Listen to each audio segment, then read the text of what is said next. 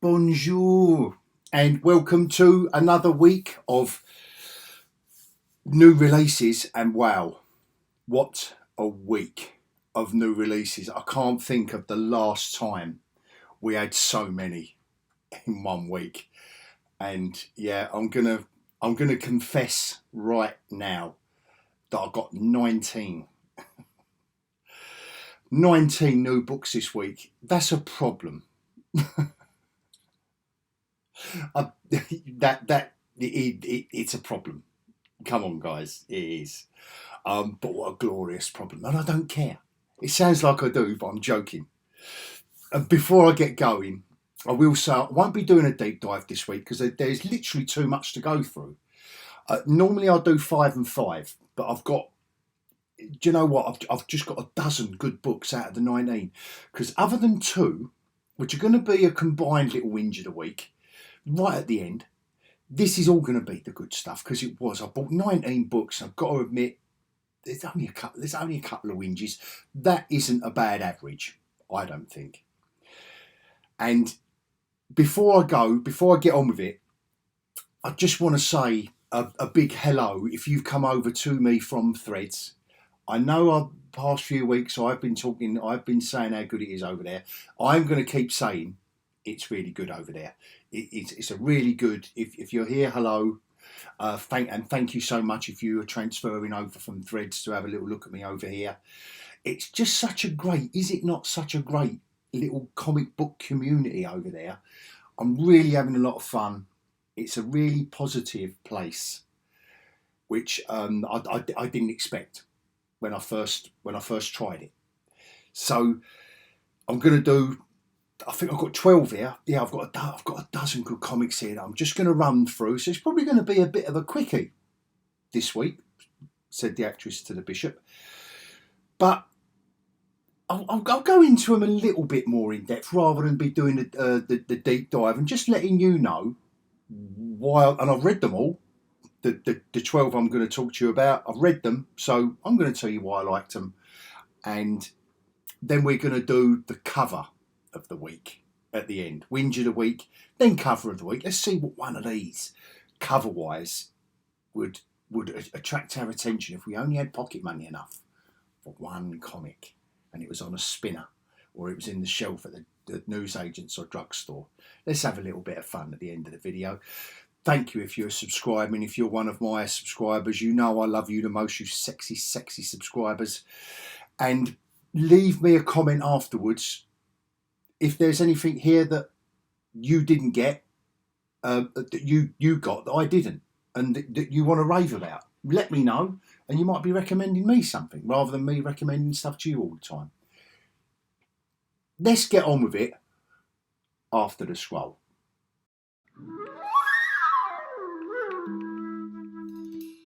Right, so here we go. I know this is a slightly different format, so I might have thrown you off there. We're going to the scroll and we're not doing a deep dive and oh my God, Hog, what's going on?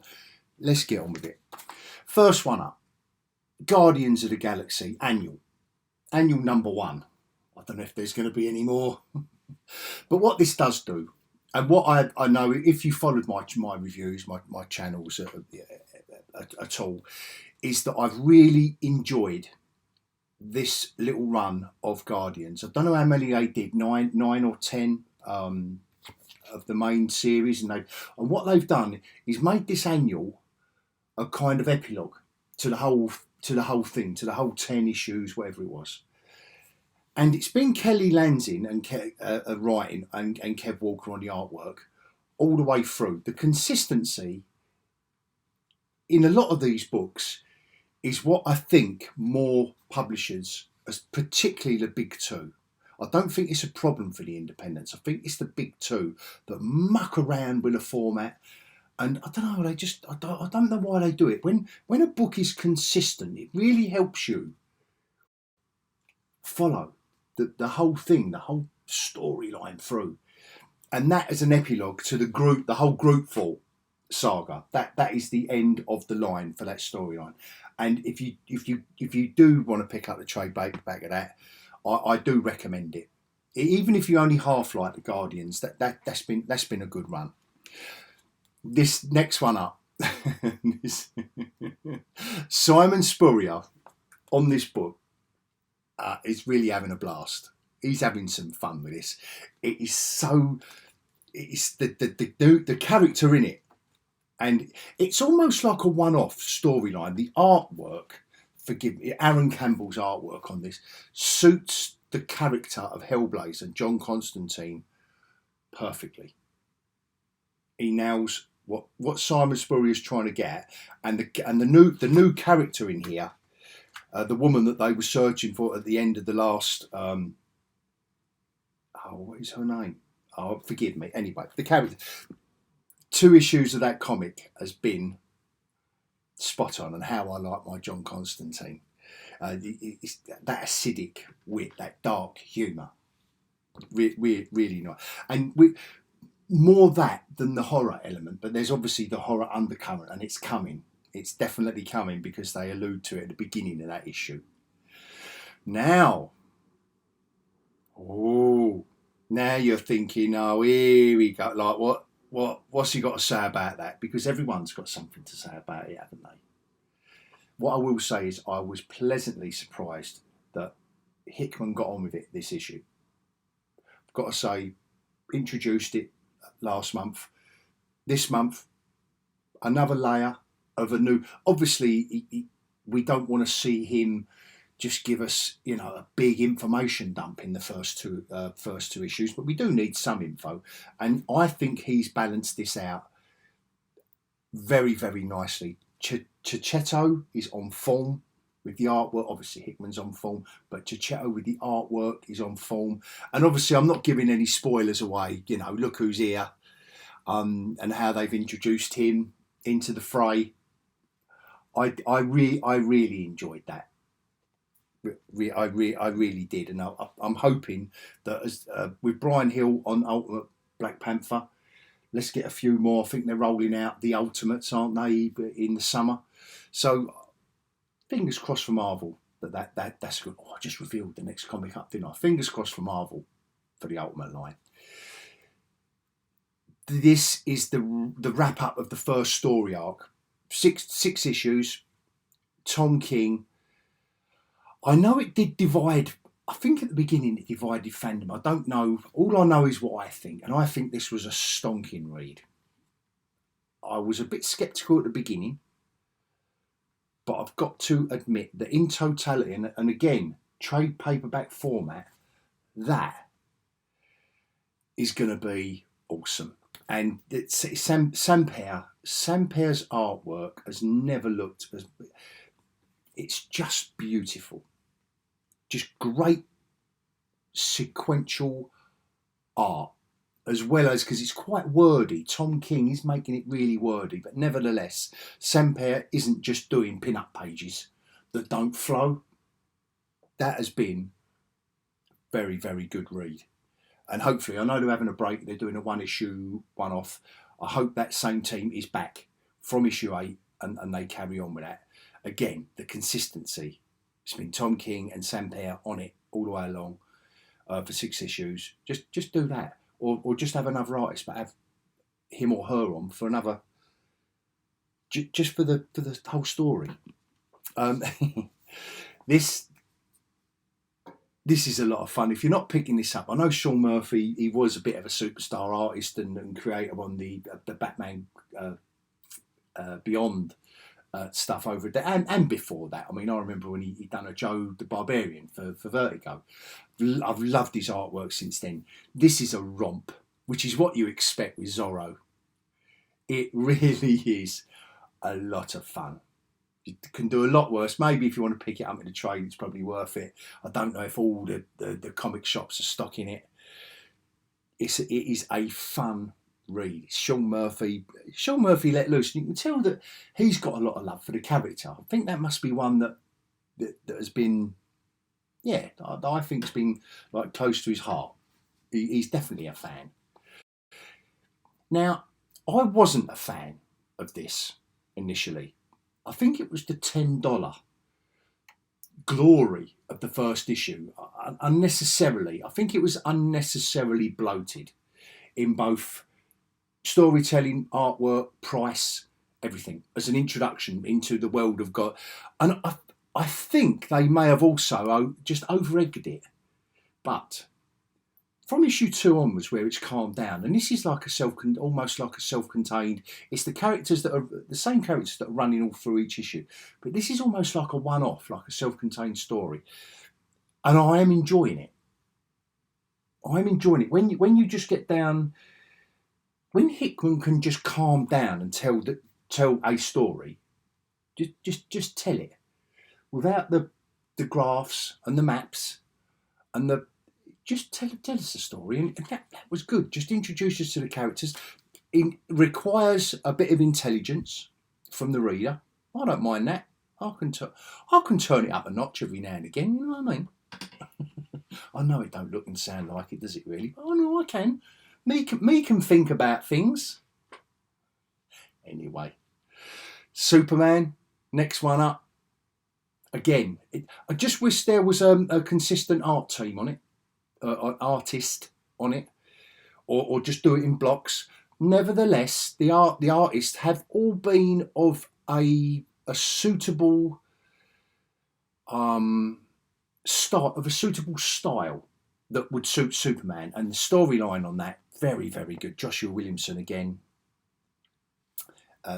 It's worth picking that up. Superman, and also Action, which wasn't out this week. Well, it shouldn't have been, because there's World's Finest. Let's do World's Finest next. Another good book. DC are kind of taking the lead off of Marvel, whatever. Such as it is. I don't know who's in the lead anymore, if there is such a thing anymore in the comic book world, because I know it's really contracted over the past few years. But DC's, the quality of their books, in the form of the writers and art teams, colouring, lettering, the package for $4. I mean, I know that someone on Threads actually pointed out that Superman was $4.99 for 22 pages of comic, and I hadn't noticed it.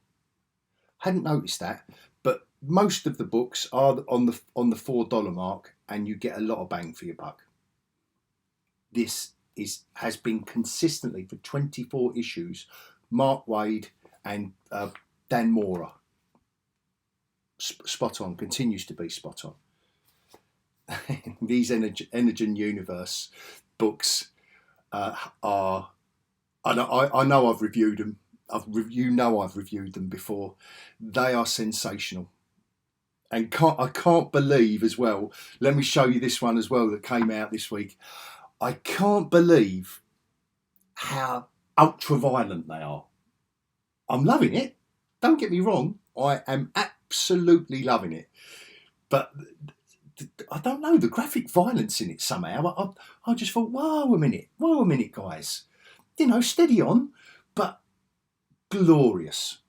With glorious abandon, they have attacked the guys and girls putting all this stuff together. You can tell they're enjoying themselves, and so am I with these books. They're just simply, they're not kind of over egging the storyline, the themes. They're not over egging it. They're making them nicely, not convoluted, but they're giving you plenty of threads that ties everything in, the different characters and etc., etc. But first and foremost, it's entertainment. It's a comic, and each one of them you could pick up without having known the franchise for the past 40 years, and also not having picked up every other comic. But if you are picking up every comic and you are a fan, you're getting extra. So they've nailed it. They've nailed it with that. This book also has grown on me. Again, it might be because I'm a geeky old hog that I'm sceptical with these new releases, and I don't like change. This isn't. I wouldn't say this is the best ever Daredevil storyline I've ever read. I can't say it is, and I won't. But it's decent. Probably again better read in a trade paperback form, because as it unravels monthly. I mean, there was a throwaway She-Hulk issue that I didn't kind of care much with, but I kind of get why they've done it. The shtick of the story and there's a different character per issue. I kind of get why they've done it, but overall, across the 6 issues, is decent. It is decent. Book of the week. I don't know if this is going to shock anyone. Just I don't know, but I am a big fan of the Distillery publishing the books they've done so far, which was the sci-fi, which was Gone by Jock, the sci-fi kind of anthology they did initially. They've done Somna, and now this Blasphemous. Mirka and Dolfo. Now this Art Germ cover I just thought was glorious as well, and this is my book of the week. It is absolutely bonkers. It is mad. It's like a insane stream of consciousness and creativity on the page by Mirka and Dolfo, and written by, like, story by, written by, art by, and colours by Mirka. So, and it's glorious in its insanity, and it's about like TV evangelists in America, mixed with Satanism, mixed with the pop. Unless you read it, mixed with the with Hollywood and the pop culture and how we treat pop stars, it's all in there, thrown into this wonderful mix. But it's not, but it in a coherent narrative form, binding it all together. It's not just all thrown. You know, I might be making it sound as if it's just a load of flicked paint on a page. No, it's not. It's glorious, and I'm a big fan of that artwork, of her artwork as well. So, double thumbs up. That's my book of the week, 100%. Whinge of the week. You all know how much I've loved this comic, and I still do. I'm not telling anyone not to buy it, because it will continue to be, because I'm assuming this is just a one-off artist, and they are not a bad artist. Danny Earls isn't a bad artist at all.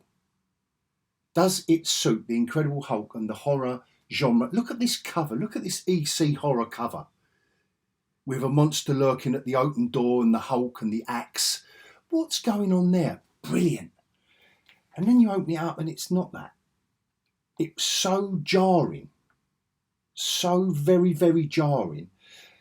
And Daniel's art style reminds me a bit of Charlie Adlard's, a tad, mixed in with another cut anyway.